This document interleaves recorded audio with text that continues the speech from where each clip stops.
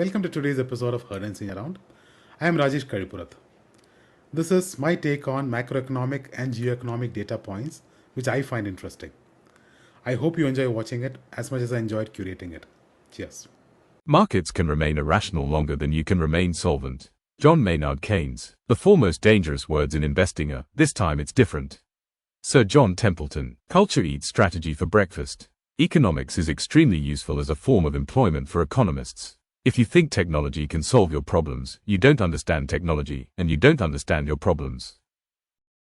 India may be the world's fastest growing economy, but when it comes to household wealth, we are still old school. As of FY25, two-thirds of Indian household wealth, roughly about $11.2 trillion, sits in gold and property.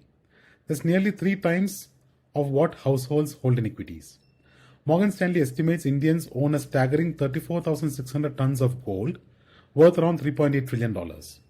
In fact, India now accounts for 26% of the global gold demand, up from a 5-year average of 23%. Financial assets like stocks, deposits and insurance, still just one-third of total wealth. Two charitable trusts, Sir Dorabji Tata Trust and Ratan Tata Trust, together own over 51% of Tata Sons, the holding company behind everything from salt to software.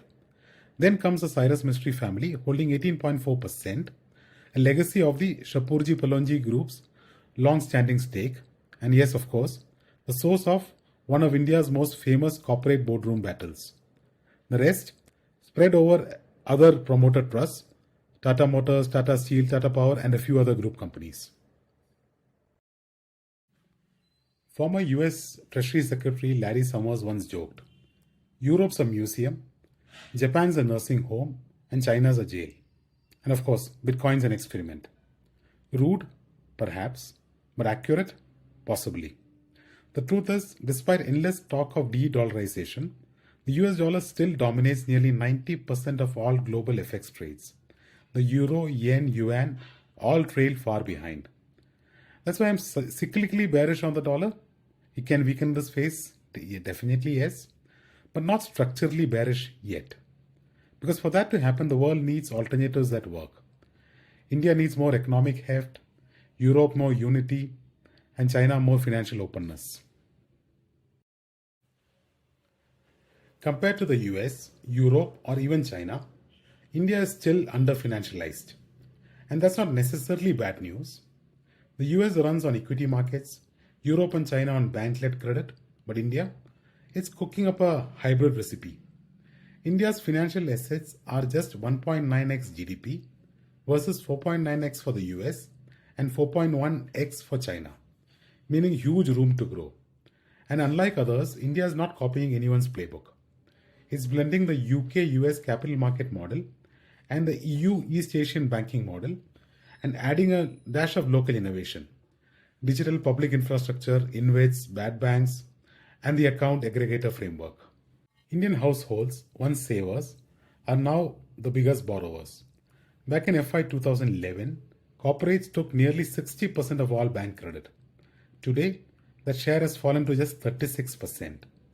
The rest, almost two-thirds, now goes to retail loans, MSMEs, and agriculture. Basically, India's banks have turned into funding factories for financing families. Homes, cars, educations, and even smartphones. And even weddings are here. According to the Hurun Rich List India 2025, pharmaceuticals top the charts with 137 entrants, led by Cyrus S. Poonawalla and family, proving that vaccines and vitamins are still serious business. Next up, industrial products, chemicals, software, real estate, and financial services, showing that India's wealth machine is powered by both old economy grit and new economy code. From factories to fintech and vaccines to villas, it's a mix as diverse as India itself. And if this list says anything, it's that wealth creation in India isn't just booming, it is also broad-basing.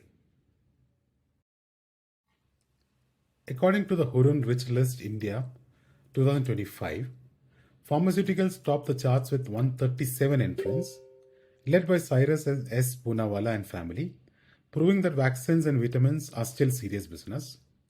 Next up, industrial products, chemicals, software, real estate, and financial services, showing that India's wealth machine is powered by both old economy grit and new economy code. From factories to fintech and vaccines to villas, it's a mix as diverse as India itself. And if this list says anything, it's that wealth creation in India isn't just booming, it is also broad basing. Here's a statistic that will bend your mind. The 5 biggest US tech giants, Apple, Microsoft, Alphabet, Amazon, and Nvidia, are now worth more than the entire stock markets of Europe, Eurozone rather, the UK, India, Japan, and Canada combined. Together, these 5 make up 16% of the world's total equity market value. And if you take the top 10 US stocks, 8 of which are tech related, they alone account for a staggering 25% of global market cap. Let that sink in. 10 American companies are now roughly as valuable as the GDP of the entire United States. Here's another statistic that will make you sit up. In just 5 years, global companies have set up 500 new GCCs, that's Global Capability Centers, in India.